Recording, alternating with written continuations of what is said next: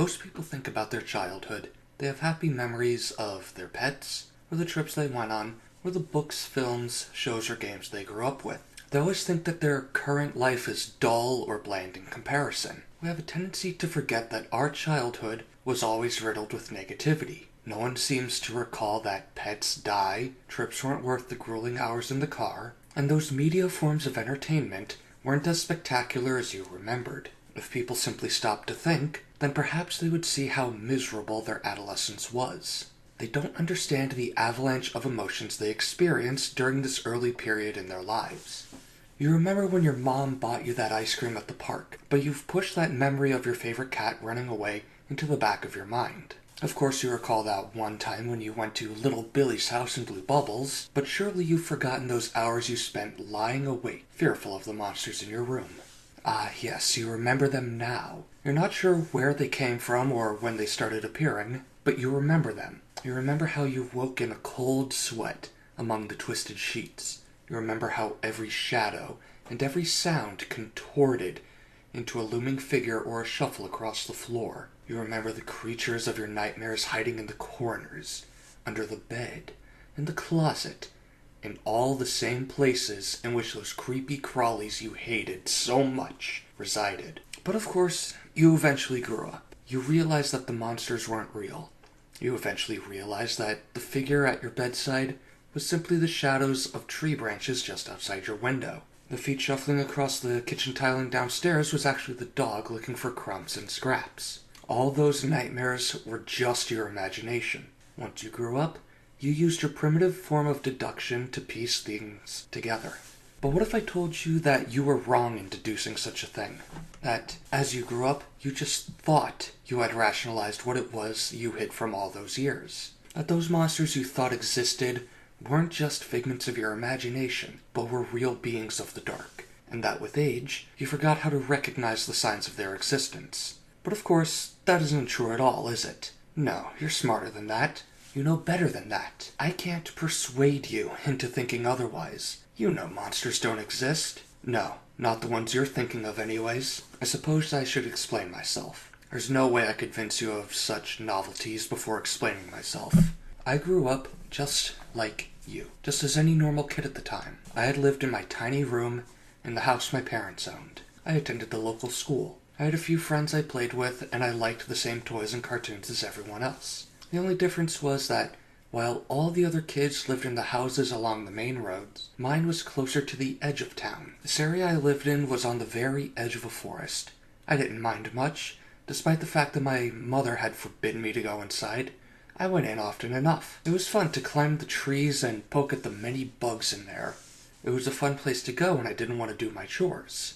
It wasn't until a few years later that I was able to piece together the history of this forested area. After researching quite a bit, I discovered that there used to be a clearing deep in the woods. This was used far in the past as a parking ground for gypsy carriages. Those gypsies would reside in that clearing when they traveled through this town and would stay there for weeks, months even, before they moved to the next location. They used the term gypsy rather loosely on record, as I don't think that's exactly what they were. They didn't pickpocket and they didn't try to act as beggars. Aside from perhaps their arrival and departure, the townsfolk barely knew they existed. I can tell what you're thinking. Shortly after they left, some weird stuff happened. Things went missing. People died and the town itself became some kind of freaky ghost town that everyone still lived in because, well, campfire logic, right? Well, you'd be wrong. You know what changed? Absolutely nothing. Not a single solitary thing was different when those gypsies hightailed it out of town. So one day, late in the summer, I decided to trek into the woods. My mother had dumped me into the sandbox and informed me that I would have to make my bed later in the afternoon. She had few parental skills and hadn't yet grasped the concept of the backyard being unsafe for a child of my age without supervision. After she left, I dropped my little toys and made my way to the back of the yard where the path was. I don't know if you could consider it a path, but that's what I called it at the time. It was a narrow spot where, although the trees parted to open the woods up, a few shrubs had been placed there to block the entrance. An adult would be too tall to see a way through, due to how tightly they were placed. But I was still a kid. I was able to see the small gap between the bushes. It was just low enough to be disguised by the tilt of the ground, and I was just small enough to squeeze under. Mother would question the state of my pants later, but I was a smart kid. After scooping some sandbox sand onto the knees of my trousers, she'd never know the difference. The forest itself was far more interesting than the bland landscape of the yard. It was filled with towering trees, loud birds, and colorful bugs.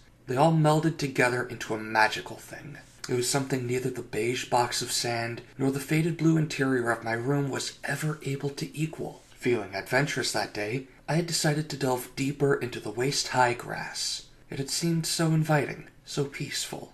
The branches seemed to curve upwards to form a concave roof high above my head.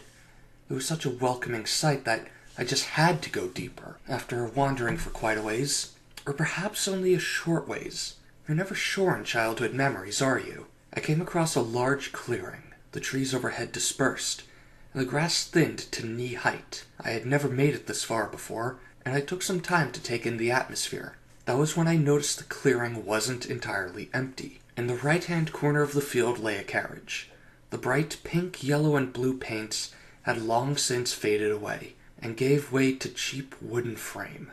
The windows were dusty and no longer opaque, though there wasn't a single crack. Upon closer inspection, I noted that the back left wheel was missing, and so the vehicle in its entirety was perched at a most peculiar angle. I didn't understand then, but now I believe that the wooden wheel had lost or broken a key piece. Not wanting to interact with the township surrounding them, the travelers took the wheel with them in hopes of one day repairing it and returning. I recall that the golden knob on the door facing me intrigued me so. As a raven to jewels, I closed in on it. Heated by the high noon sun, the gilded handle practically burned to the touch. In order to reach, I was forced to climb the frontmost wheel and leaned in enough to grasp it tightly. With tiny hands, I was able to turn it and pull the door wide open. Disappointment overwhelmed me as I realized what was inside. There wasn't a hidden treasure trove of gems, so small, filled with the legendary crystal balls and tarot cards. Nothing of the sort. In my adult years, I would have assumed that they would have taken every last one of their valuables. But alas, I was barely more than an infant. I didn't know any better, and had set myself up for frustration. The fabric of the seats hadn't fared any better than the outside of the carriage. They were slightly torn and discolored from many years in the weather. Indents were pressed deeply into them, hinting at where people once seated. Intricate carpet lined the floor and ceiling, and shelving was built inside for storing luggage. It was then that I noticed something on the backmost corner of the shelf. Upon closer investigation, and after wiping away a few cobwebs, I pulled out what seemed to be a small wooden box. It was engraved with symbols I didn't recognize. Gemstones riddled the top and sides, and the metal hinges were rusted shut. I could tell I would be unable to open it with my bare hands. I don't remember the next course of events very clearly. I'm certain that upon returning to the entrance, I heard my mother calling my name. I waited until her shouts grew quiet before I ran for the sandbox. Noticing the box was still clutched under my arm, I buried it before continuing to the front of the house. She concluded upon seeing me that I had been playing in a place where she couldn't be heard. She then made me make my bed, fed me peanut butter and jelly for lunch, and my day went on as normal. She tucked me in once night had fallen then, and I listened ever so carefully, making sure my parents were both in bed before I made my way outside again. My father had always been a heavy sleeper. Mother never paid much heed to the noises in the night. I made my way out to the little beige box in the middle of the yard, and was careful not to soil my pajamas. I pulled out the box and took it back to my room, making sure as to not step on the creakier side of the steps.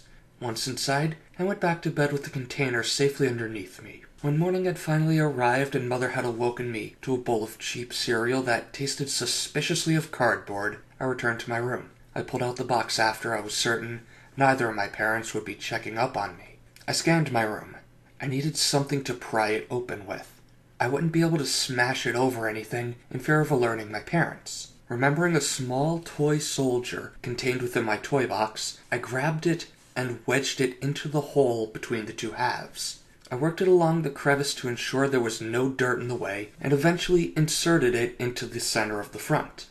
I forced as much weight as I could onto the little figure until the box gave way and the lid flew open. Contained within a soft velvety purple fabric was a single gold coin.